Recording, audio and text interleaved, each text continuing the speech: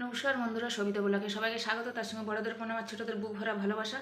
তো আজকে নতুন একটা রেসিপি নিয়ে চলে আসলাম। দেখো, এটা কাতলা মাছ, জানো তো? এই দেখো, নুন দিয়ে দিলাম। বড় একটা কাতলা মাছ, 800 ওজনের, কত বড় দেখো কাতলা মাছটা, দেখো। আর খাঁজ উঠে গিয়েছিল, আমি কেটেছি, খাঁজ উঠে গিয়েছে, দেখো, দেখেছো কি সুন্দর, কত বড় কাতলা মাছ।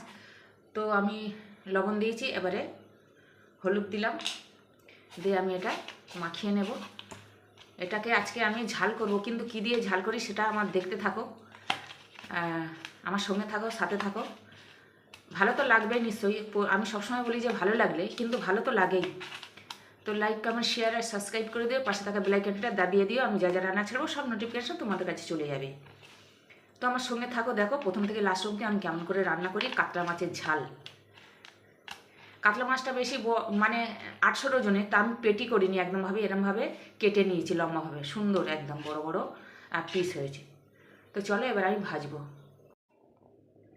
তো দেখো, সাদা তেল দিয়েছি, তেলটাও গরম হয়ে গেছে কড়াতে। এবার মাছগুলো আমি ছেড়ে দেব।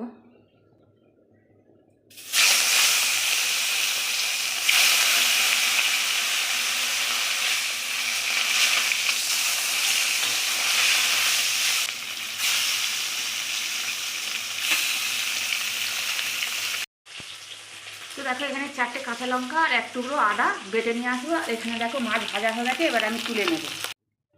তো দেখো, বড় বড় করে বেগুন কেটে নিয়েছি, মোটা মোটা করে, দেখো এই যে মোটা মোটা করে বেগুন কেটে নিয়েছি। আর আলু এরমভাবে কেটে নিয়েছি। আলু আর বেগুন একসাথে যে মাছ ভাজা হয়ে গেছে, ওই মাছ ভাজার তেলে ভেজে নেব।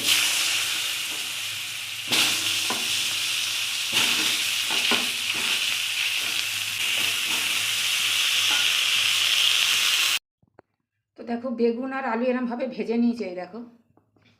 আর এখানে আবার তেল দিয়েছি, তেলটা গরম হয়ে গেছে। এবার আমি একটা বড় সাইজের পেঁয়াজ ভেজে নেব।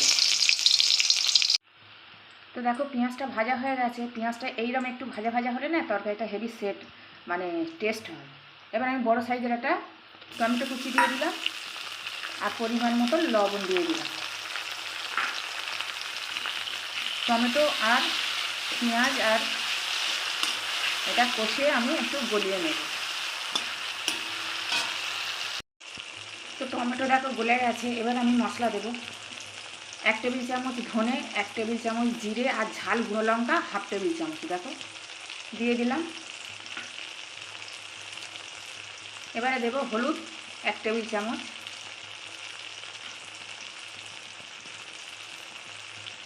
এবারে দেবো, দেখো সেই 4টে কাঁচা লঙ্কা, আদা বাটা বেটে নিয়ে এসে ছিলে দিয়ে দিলাম। এবার একসাথে আমি এগুলো ভালো করে কষিয়ে নেব।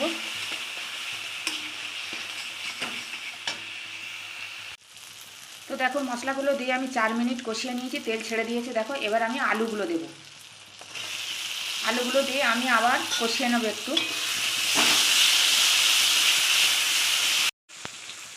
তো দেখো, এমনভাবে কষতে হবে মানে পেঁয়াজও গলে যাবে, একদম মিহি হয়ে যাবে, আর টমেটো সব মশলা টশলা একদম মানে মাখা মাখা হয়ে যাবে, গলে যাবে, এমনভাবে কষতে হবে। দেখো, আলু দিয়ে আমি 1 মিনিট কষিয়ে নিয়েছি, দেখো তেল ছেড়ে দিয়েছে। তেল ছেড়ে দিয়েছে, এবার আমি জল দেব।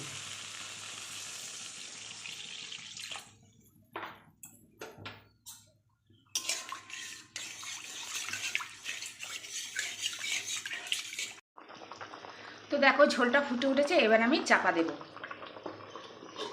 গ্যাসটা আস্তে করে দেব। তো 3 মিনিট আমি ঢাকা দিয়ে রেখেছিলাম, দেখো। এবার আমি ভাজা মাছগুলো দিয়ে দেবো। আলুটা একটু সিদ্ধ হয়ে গেছে।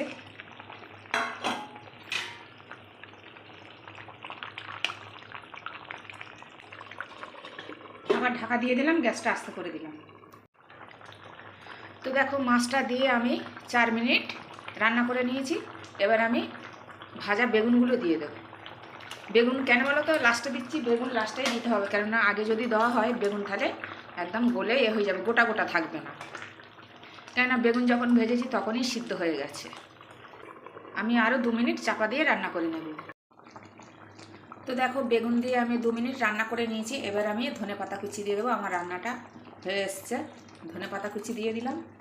এর টেস্ট একদম অসাধারণ হবে। অসাধারণ তো হয়েছে রান্না, কিন্তু ধনেপাতা দিলাম আরও টেস্ট বেড়ে গেল। তো দেখো, গ্যাসটা এবার আমি অফ করে দিলাম। ধনেপাতা দিয়ে একটু মানে জাস্ট করে নিলাম, রান্না করে নিলাম। এবার আমি ঢেলে নেবো। দেখো এইরকম ঘন থাকবে।